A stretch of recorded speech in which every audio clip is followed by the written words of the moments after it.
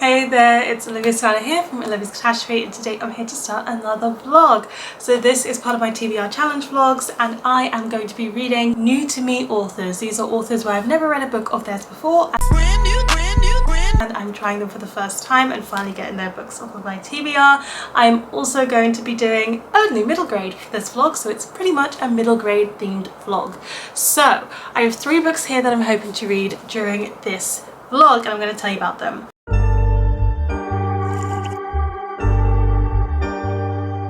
So the first one we have here is Dead Yard by PJ Kilburn and illustrated by Markia Jenai. This one is something that I've recently hauled in. It's middle grade about this young boy who tucks into the Dead Yard feast before midnight, but you're not supposed to do that, and he ends up haunted by his dead uncle or dead great uncle. We will find out. And they end up solving this mystery that's happening within the town. So it's got some Jamaican culture in it, and it seems like a very quick read. So I thought, you know what, new to me author, just hauled in, let me actually read something I've hauled in recently. I'm also then going to be reading The Chance to Fly by Ali Stoker and Stacy Davidowitz. Now this is a middle grade about a wheelchair user who wants to be in theatre. That's what I know it's about so far, and it's also by an actually wheelchair user disabled author who also is in theatre. So I am excited to have an Own Voices middle grade book with a wheelchair main character. She's right there on the cover, which is what I love to see, and so I'm really excited to get to this one. It's one I've been meaning to try for a long time. And then last but not least, I decided to go for a middle grade that's actually been on my TBR for quite a while, and that is Orla and the Wild Hunt by Houghton. Now, something about Gran's house and the tangled woods just down the road made magic seem more possible here. That's what I can see on the back, and it's about children who are going to visit their Gran in Ireland, but there's something about the house, and as soon as they arrive, Gran vanishes into the night. So they set out on a journey with the local boy and a peculiar creature to discover where their Gran has gone, and I think magic ensues. They're attacked by a shape-shifting darkness known as the Wild Hunt, and they got to go on an adventure to save their Gran. I've had this middle grade for quite a while on my shelves, and I just want to take it off and read it. I've realised that middle grade with darker themes doesn't always work with me because I read quite horror-based horror, and so middle grade horror is very much on the light scale. But I don't even know if this is middle grade horror or just middle grade fantasy that's slightly darker. We are going to find out. I've been having some home days, so I'm not sure what I'm really going to get up to, but let's get to reading.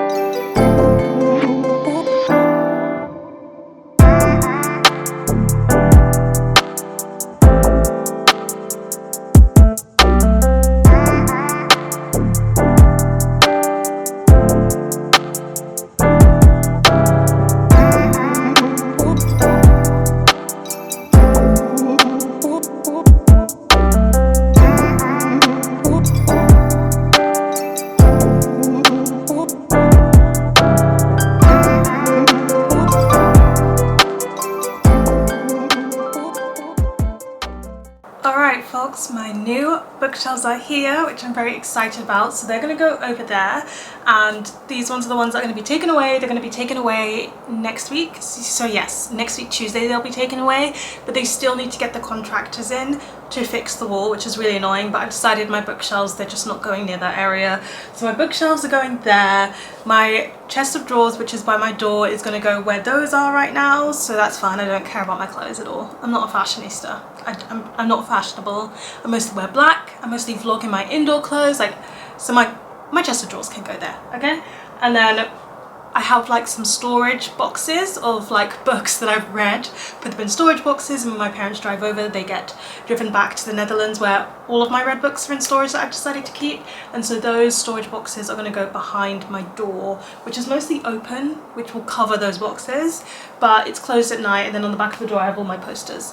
But I've got posters that are on the side of my bookshelves, but where my bookshelves are going to be, there's going to be no space for those posters, so I'm really wondering where I'm going to put some of the like art that I have that I want on display. Like I want my Fast and Furious art on display. I want my John Wick art on display. My hair's kind of falling apart. It's okay. You guys don't mind. Anyway, we're here to talk about the books. So, let me give you an update on what's happened. So, yesterday was our tour influencer event, which I work at tour, so I was not going as an influencer. I was working the event, and it was really nice. I got to meet some of you guys. I got to meet lots and lots of Bookstagram and TikTok friends because I'm active on both those platforms, which is always really nice. Some of them I know very well already, so I got to catch up with them, and it was a really nice event, but I was so drained afterwards. I was so exhausted and tired. I was planning on waiting until my brother-in-law could come over to build my bookshelves for me because I just don't trust myself. IKEA is a problem for me because IKEA's instruction manual is always, you know, pictures, and you just have to follow those pictures. I'm not a visual learner at all. If you can tell by me being such a big reader, I learn through reading words. That's how I learn and that's how I process, and I'm so bad at processing the instructions that come with IKEA, and I just build things like slightly wrong just because the instructions are bad. I'm better off going intuitively, but that doesn't always go well too, so I'm gonna give it my best shot. I just don't want to build them wrong, which is why I was gonna wait for my brother-in-law, but I'm super impatient. They arrived this morning and I already want these books like off of my floor. I have to cover them in blankets because I've got like big windows with lots of light pouring in, which is great. I love light, I live for it, but I don't want them to get like sun damage, so they're in a blanket. Anyway, what I've read, so I finished reading Dead Yard, Seeds of Doom, and I didn't really update you while I was reading because I read this on a Patreon live sprint, so I just kept reading and finished it off. So yeah, I just read the whole thing and read it all in one go, and I really enjoyed this. This was really good.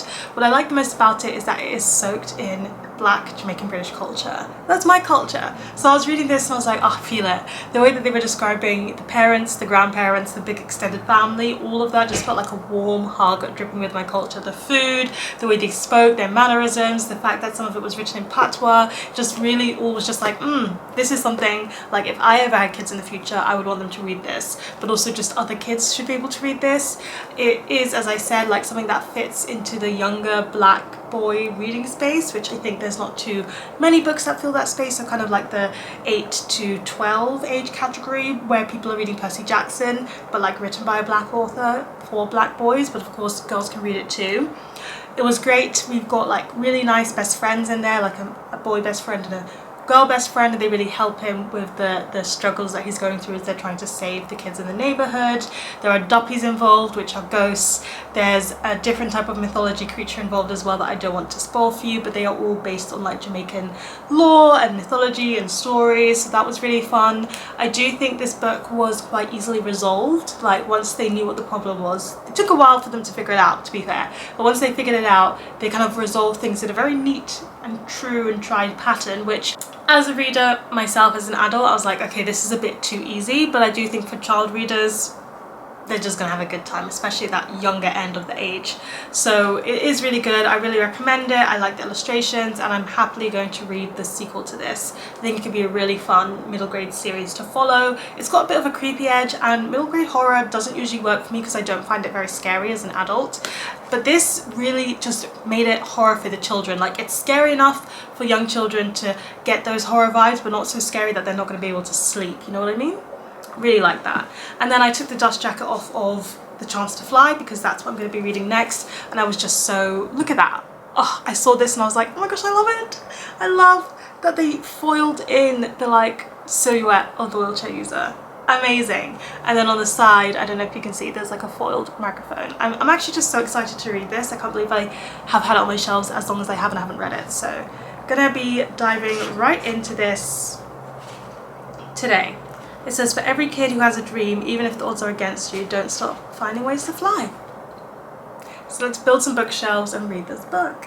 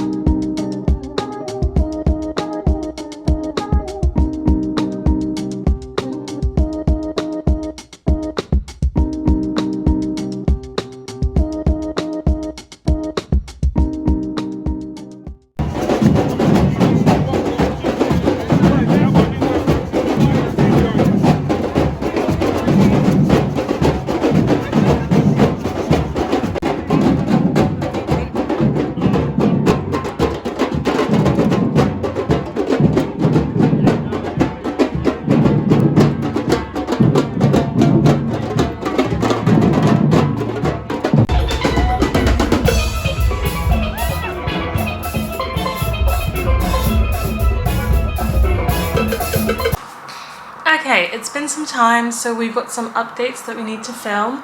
The first thing is that I did end up building my shelves, and you saw the little shelf tour. I've reorganized things a little bit, so you got a bit of a reorganization video in there as well, and I'm really happy with how my shelves turned out. The other thing is that with my friends I went to see a play called Born with Teeth, which had Nukuti Gatwa and Edward Bluemel in it. I'd never seen Edward Bluemel in anything before, but I was very impressed with his job that he did here in Nukuti's Kuti, so that was good. Born with Teeth is a play about Shakespeare and Christopher Marlowe, and it's about them two with lots of sexual tension and angst, but also a bit leaning into the side of the fact that Christopher Marlowe is a spy, and a lot of will they won't they. It feels like it's the true enemies to lovers on stage. It's just them two. Very simple staging, but it was very, very good. I enjoyed all of the Shakespeare quotes that were integrated and all of the Marlowe themes that were included in the play as well. So if you're familiar with both of their works, I think you're going to enjoy this with a different added layer to your enjoyment. But even if you don't, it is such a good one in terms of just seeing, like, you know, gay angsty boys on stage set in historical England who are both artistically playwrights, and one who is like threatening the other, and will they or won't they go through with it. So that's what the play is about, and it was really good. I'm so glad that I went to see it. It's also very short. It's an hour and a half with no breaks in it, so it was like watching it all the way through. That was a very good time. And then yesterday I was at Notting Hill Carnival, and that was also a good time. Second time going to Carnival, second time enjoying it. I enjoyed it more this year than I did last year. The chance to fly! I'm halfway through it, and it is what I said it was. It's really giving me the feeling that I want to watch Wicked, because that's why it's called The Chance to Fly, because the play that they're putting on, the musical I should say, that they're putting on is Wicked. The disability representation in this is just off the charts fantastic. Its own voice is all through, you could just tell, because there's so much truth and there's so much realistic moments in this. There are so many moments that even as a carer I can relate to, when you've called up and you said, is the bus wheelchair accessible? And they say yes, and you confirm with email and phone, and you triple check, and yet the bus that shows up, the lift is broken. Things like that. There's so much in it that just feels really, really truthful to the disability experience, which I really like. But aside from the fantastic representation, it's also just so theatre kids, and I just really love books that are theatre kids. If you've been on this channel for a while, any book with theatre in it just makes me so happy. All of these children, the way they act, the roles that they play in the story and in the like friendship group that they have, it's just so theatre, and there's so many references and quotes to different musicals in this. So if you are like a musical or a play nerd like me, you will really, really enjoy seeing all of those references. The only thing that I'll say is that the writing is a little bit clunky in places, and that could have used some more fine-tuning, but I think it's also just a perfectly easy read, a very good one for those of the middle grade audience. And yeah, she's kind of a bit older than, she's like the older end of middle grade, so I would say like 12, 13, 14 is where you're going for the age category. And I'm curious to see what's going to happen in the rest of the book, because I'm having such a good time. And then let's pick a tea, because we're halfway through the middle book. So where are we in our tea journey? 17, 18 is next.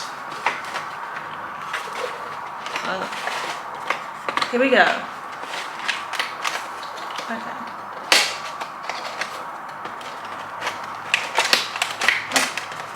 Eighteen does not want to open.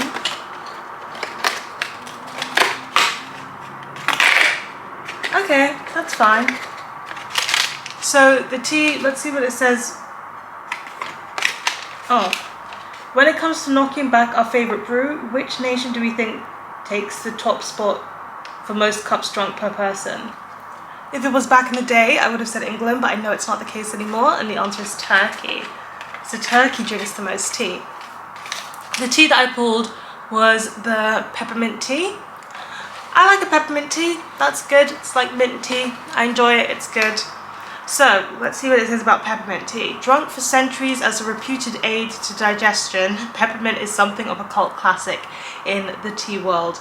And it's amazing just how many of you get in touch to say how much you love ours. That's thanks to using big whole peppermint leaves for big flavour. We think our peppermint is the freshest, mintiest peppermint tea you'll try. Let me know what you think.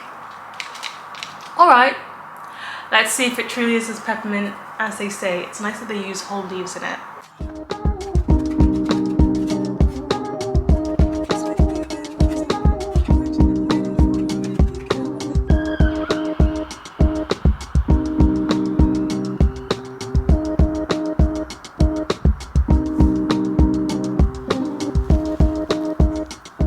Friends, I just finished reading The Chance to Fly and I really loved that, and I think the ending was absolutely fantastic. It was so emotional, like it really got me emotional at the end. There's just something about, you know, books where parents are so interested in their child's hobby, even though that child's interest and hobby is completely out of their wheelhouse, nothing that they're ever interested in, and so they have to work so hard to become invested in what their child is interested in. And I've had that in this book, but I've also had it in When You Get the Chance by Emma Lord, which I've read recently, and I love seeing parents love their children so much and doing everything they can for their child to be happy.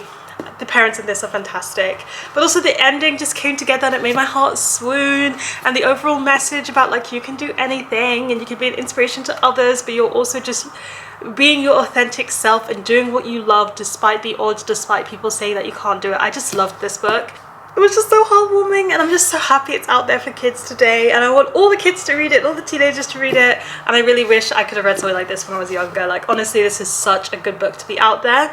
I still think some of the writing is a bit clunky in the beginning, and oh my gosh, the use of capital letters. I know these are overdramatic theatre kids, so of course they're going to shout and be super expressive, but as someone who is an adult reader reading this age audience, the capitals were grating on me a little bit, but we thrive and we survive. And I do think this is something I'm going to recommend. I know there's another one. I'll be getting the other one, thank you very much, because I want to keep reading this. I made something for dinner. I've never made it before. It tasted good. Don't even know what it's called. I've never had something like that before. I've actually never cooked aubergine or eggplant before, so it was my first time doing that, and I think it turned out quite well. And yeah, we're going to move on to the last book, and we are going to make that tea. Don't worry, we'll make it. I also forgot to mention, if you love Wicked, just read this book, because I've been listening to the Wicked soundtrack all day long. I listened to the original all the way through, and then I listened to the like Ariana Grande Cynthia Erivo version all the way through, because it's just so full of Wicked and it's so good, and it echoes the Wicked message very well, although it does have spoilers for both like the film and the musical version and the book. So if you don't want spoilers for any of those, you can't read this, but like if you don't mind, you don't mind.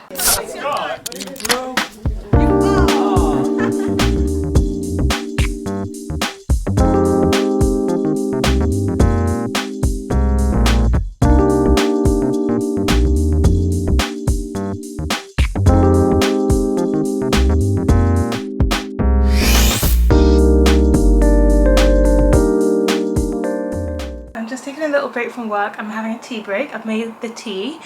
And I wanted to give you an update on Orla and the Wild Hunt by Anna Houghton, because I had my reading sprints with my patrons yesterday and I read half of the book in one go.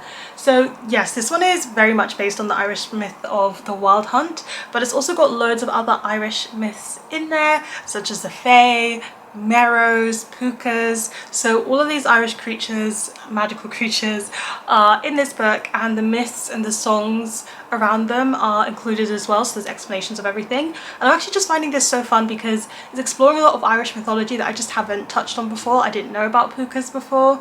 I knew about Merrows, but I didn't know they were called that. So I'm just having a lot of fun with the mythology that this is based on. And in the beginning of reading this one, Orla is grieving. She's really angry and upset about her dad moving on from her mum, and she's bottling up a lot of her pain and her feelings. And so I was really struggling with her as a character because she's just so mean to her brother because of this.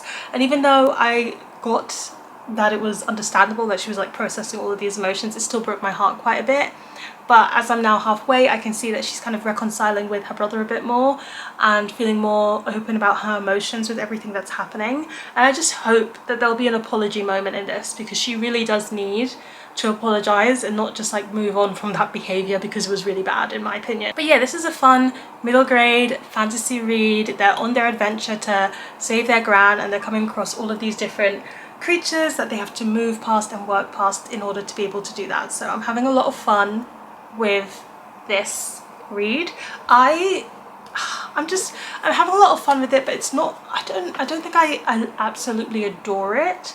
I'm just enjoying it. So this might be a case of I'm an adult reader reading a middle grade, and I do think middle grade audiences who read middle grade fantasy will really, really enjoy this one. But for me, it's like good, but it's not, you know, blowing my mind level. So that's where I'm at with this, and I'm just gonna keep reading. So let's give it a sip. It's quite dark green.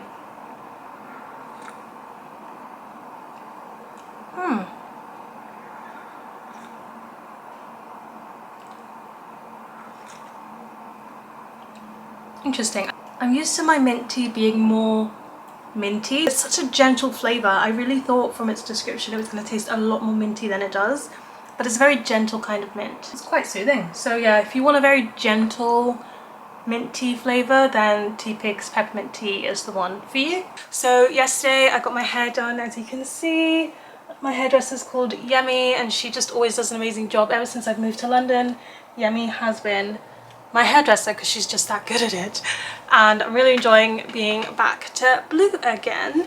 While she was doing my hair, I watched the Thursday Murder Club. So this is a book that I tried to read and I ended up DNFing, and I really didn't like, and I haven't tried any Richard Osman since then because it seems like it's all the same. If you didn't like the first one, you're not going to like the rest of them. And I thought I might like the film a bit more because it seems like a story that's better suited for film, but I also just still didn't like it. I was really bored. I think it was just boring. I don't know. I was bored. And that doesn't actually have to do with the acting or the cast. I think the person who was playing Elizabeth, the main character, she was amazing. I know she's a famous actress. Her name is not coming to me right now, but she absolutely killed it in her role. And all of the other characters did a really good job. I enjoyed that David Tennant was part of it. I always love getting to see him in something. But yeah, the story just wasn't really doing it for me, and the mystery just wasn't really doing it for me. And I should have known the story didn't work for me from the book and didn't work for me in the film. But I was getting my hair done, so I couldn't change it, so I watched the whole thing. But most importantly, after that, I pretty much stayed up at night finishing Orla and the Wild Hunt because I was having such a good time by the end of this book, and I actually really enjoyed this. I think it was really cute, and I really liked when everything came together. Like, the plot was twisty, and yes, the mysterious person, and we don't know what he is, was exactly what I thought he was going to be. But I'm an adult reader reading this book, so that makes absolute sense that I figured it out. But that wasn't the main plot point, and so the big like last moment of this was certainly climactic, and I just really liked Orla by the end of this. Her character development from the beginning to the end is really, really well done. And I appreciate that the author had her do a lot of apologizing, which really needed to be done, but she also did a lot of internal thinking, a lot of this is what I actually want to do with my life, this is how I want to change. And I know she's a child, but more like, I don't want to be acting out this way when I'm feeling angry, I want to process my feelings by doing this instead. And lots of healthy thoughts about the mistakes that she's made, but also how she can do better moving forwards, which I just think is so valuable for children to see. And yet this is still a fantasy story, so the end was full of action. There was so many magical creatures in that final scene, so it just felt like it wove in its message and its storyline flawlessly into what is a really fun fantasy book with a lot of Irish mythology in it. And I will also say that this book deals very heavily with grief in the way that children feel grief, and I think that overall it did that really well as well. So this was a win for me, and actually I rated all of the middle grade that I read in this vlog 4 stars, which means I need to read more of my middle grade books because obviously when I do it, I'm having such a good time. But that's it from me in this vlog. Please let me know in the comment section down below what was one of your favourite middle grade series when you were a child, if you don't read middle grade anymore, or what's one of your current favourites if you still read that age category. Give this video a thumbs up if you enjoyed it, hit that subscribe button if you want to see more, and don't forget to hit that notification bell to be updated every time I have a new video. And you know what they say, onwards and upwards. Excelsior!